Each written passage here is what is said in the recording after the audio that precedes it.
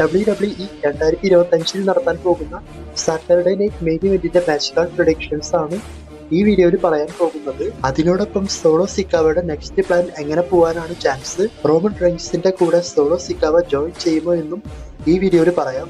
First Saturday Night Main ഇവന്റിന്റെ match card predictions എല്ലാം പറയാം. അപ്പോൾ ഈ ഒരു സ്പെഷ്യൽസ് നമുക്കറിയാം 2024 ലാസ്റ്റ് WWE ചെയ്തിട്ടുണ്ടായിരുന്നു. അത് സോണി സ്പോർട്സ് ലൈവ് ടെലികാസ്റ്റ് ചെയ്യില്ല എന്നാണ് വിചാരിച്ചത്.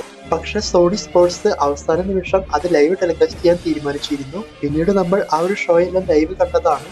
അതുപോലെ ഈ ഷോയും ലൈവായി ടെലികാസ്റ്റ് ചെയ്യും എന്നാണ് നമ്മൾക്കറിയാൻ സാധിക്കുന്നത്. എന്നാൽ സോണി സ്പോർട്സ് അത്തരത്തിൽ സമയവും കാര്യങ്ങളൊന്നും ഇതുവരെ കാണിക്കുന്നതായിട്ട് ഞാൻ കണ്ടില്ല. അതായത് ഇന്നലെ റോ എപ്പിസോഡ് സ്റ്റാർട്ട് ചെയ്തത് മുതൽ അവസാനം വരേക്കും ചാനൽ ചേഞ്ച് ചെയ്യാതെയാണ് ഞാൻ കണ്ടത്. ആ സമയത്ത് മുഴുവനും റോയൽ റംബിളിന്റെ സമയമാണ് കാണിച്ചുകൊണ്ടിരുന്നത്. അപ്പോൾ സോണി സ്പോർട്സ് ലൈവായി ടെലികാസ്റ്റ് ചെയ്യാൻ പ്ലാൻ ഉണ്ടെങ്കിൽ സമയം എപ്പോൾ വരും എന്ന് ചോദിക്കുകയാണെങ്കിൽ എപ്പോഴത്തെയും പോലെ 6:30 ലൈവായി ടെലികാസ്റ്റ് ചെയ്യുക. അതായത് ഇത് കറക്റ്റ് 2 മണിക്കൂറിന്റെ ഷോയാണ്. അതുകൊണ്ട് 6:30 തുടങ്ങി 8:30 അവസാനിക്കും. അപ്പൊ സോണി സ്പോർട്സ് ടെലികാസ്റ്റ് ചെയ്യും എന്നാണ് നമ്മൾക്ക് അറിയാൻ സാധിക്കുന്നത്. എന്തായാലും നോക്കാം. എന്തായാലും 2 ദിവസത്തിനുള്ളിൽ ഞാൻ ഇതിനെപ്പറ്റി പോസ്റ്റ് കാര്യങ്ങളൊക്കെ ഇടാം. അപ്പോഴേക്കും അവരുടെ TV ഷെഡ്യൂൾ എല്ലാം കിട്ടും. ഇനി അതിൽ കൺഫേം ചെയ്തിട്ടുള്ള മാച്ചൊക്കെ ഏതാണെന്നും ആർക്കൊക്കെയാണ് വിജയസാധ്യത കൂടുതൽ എന്നും നോക്കാം. നമ്മൾ ഫസ്റ്റ് നോക്കാൻ പോകുന്ന മാച്ച് ഒരു ലോജിക്കും ഇല്ലാതെ കൊണ്ടുവച്ച വുമൻസ് വേൾഡ് ചാമ്പ്യൻഷിപ്പ് മാച്ചാണ്. Women's world champion Rhea Ripley forces Nia ജാക്സനാണ് ഈ മാച്ച് നടക്കുന്നത്. അപ്പോൾ ഈ മാച്ച് ഒരു ലോജിക്കുമില്ല എന്ന് പറഞ്ഞത് ടിഫനി സ്റ്റാർട്ടനാണ് money in the bank cashing ചെയ്ത് നയ ജാക്സന്റെ ചാമ്പ്യൻഷിപ്പ് എല്ലാം കൊണ്ടുപോയത്. പിന്നീട് റീമാച്ച് ഒക്കെ വരും എന്ന് വിചാരിച്ച WWE കൊണ്ടുവന്ന് റിയ റിപ്ലിയുടെ കൂടെയാണ് മാച്ച് കൊടുത്തിട്ടുള്ളത്. അപ്പോൾ ഈ മാച്ചിൽ എന്താണ് സംഭവിക്കാൻ പോകുന്നത് എന്ന് ഞാൻ പ്രത്യേകിച്ച് പറയേണ്ട ആവശ്യമില്ല. ഒന്നല്ലെങ്കിൽ ഈ മാച്ച് ക്ലീൻ റിസൾട്ട് ഇല്ലാതെ ഈ മാച്ച് കാണിക്കാൻ ചാൻസ്. ഈ മാച്ച് ക്ലീൻ റിസൾട്ട് ആയിട്ടാണ് കൊടുക്കാൻ പ്ലാൻ എങ്കിൽ റിയ റിപ്ലി ആണ് ഈ മാച്ച് വിൻ ചെയ്ത് സ്റ്റിൽ ചാമ്പ്യൻ ആവുക. അപ്പോൾ ഈ മാച്ചിൽ എന്റെ പ്രൊഡിക്ഷൻ റിയ റിപ്ലി. പിന്നെ റോയൽ റംബിളൊക്കെ ഉള്ളതുകൊണ്ട് ഈ മാച്ച് ക്ലീൻ ആയിട്ട് നടക്കുമോ എന്നൊരു ഡൗട്ട് ഉണ്ട്. കാരണം റോയൽ റംബിളിൽ നയ ജാക്സ് വിൻ ചെയ്യും എന്നൊക്കെ പറഞ്ഞാണ് നടക്കുന്നത്.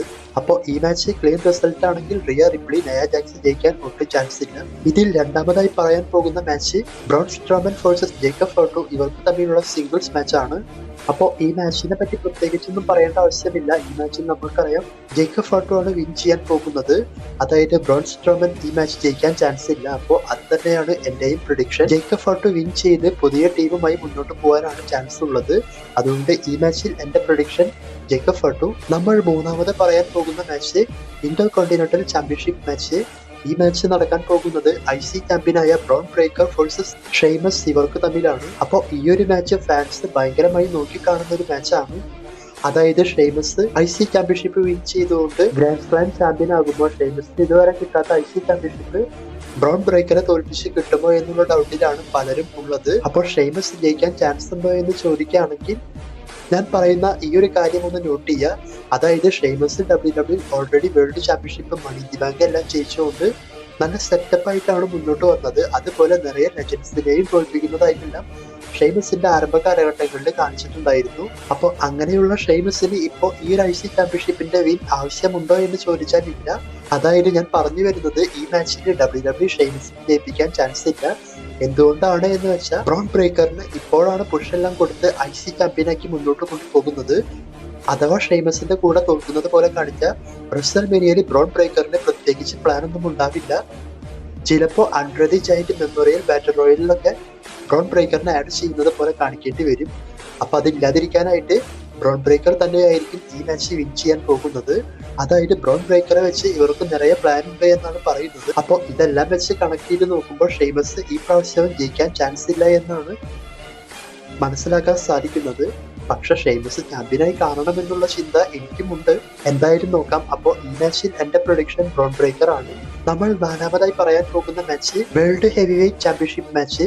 വേൾഡ് ചാമ്പ്യനായ ഗന്തർ വേഴ്സസ് ജയ് ഉസോ ഇവർക്കാണ് ചാമ്പ്യൻഷിപ്പ് മാച്ച് നടക്കുന്നത്. അപ്പോൾ ഈ മാച്ചിൽ ആർക്കാണ് വിജയസാധ്യത കൂടുതൽ? ജയ് ഉസോ ചാമ്പ്യൻഷിപ്പ് വിൻ ചെയ്യാൻ ചാൻസ് ഉണ്ടോ? ഗന്തർ തോൽക്കുമോ എന്നൊക്കെ ചോദിക്കുകയാണെങ്കിൽ വളരെ സിമ്പിൾ ആയിട്ട് പറയാം. ഈ മാച്ചിൽ ഗന്തർ തന്നെയാണ് സ്റ്റിൽ ചാമ്പ്യൻ ആവുക. അതായത് ജയ് ഉസോക്ക് ഇപ്പൊ വേൾഡ് ചാമ്പ്യൻഷിപ്പ് കിട്ടാനുള്ള സമയം ആയിട്ടില്ല.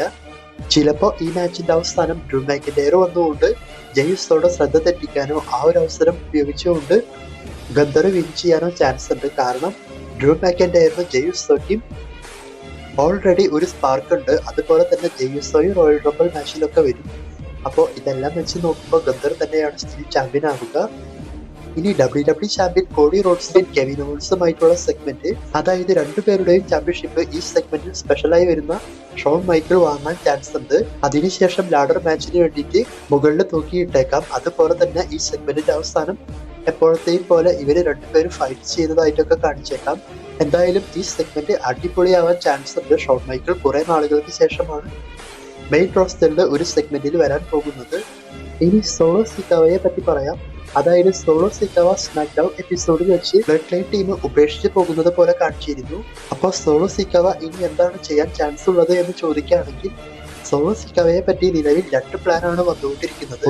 ഒന്നാമത്തെ പ്ലാൻ നമ്മൾ ഒരുപാട് നാൾ മുൻപ് പറഞ്ഞിട്ടുണ്ട്. അതായത് സോളോ സിക്കാവ ട്രൈബൽ ചീഫായിട്ട് റോമൻ റൈൻസിന്റെ കൂടെ തോറ്റു കഴിഞ്ഞാൽ റോമൻ റൈൻസിനെ അംഗീകരിച്ചുകൊണ്ട് റോമൻ റൈൻസിന്റെ ടീമിലോട്ട് തന്നെ പോകാൻ ചാൻസ് ഉണ്ട് എന്ന്. ഇതാണ് ഒന്നാമതായി ഉള്ളത്. അതായത് ജനുവരി 27-ാം തീയതി നടക്കുന്ന റോയിൽ റോമൻ റൈൻസിന്റെ സെലിബ്രേഷൻ സെഗ്മെന്റ് ഉണ്ട് ട്രൈബൽ ചീഫിന്റെ.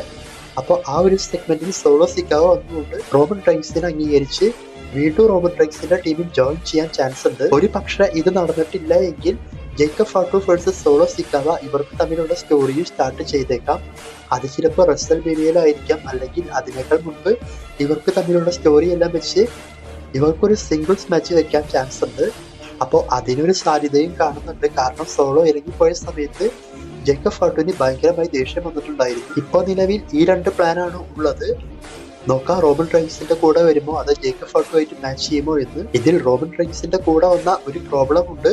റസൽ മേനിയയിൽ റോമൻ റൈൻസിന് ചിലപ്പോൾ പണി കിട്ടും. അത് ഏത് മാച്ച് ആണെങ്കിലും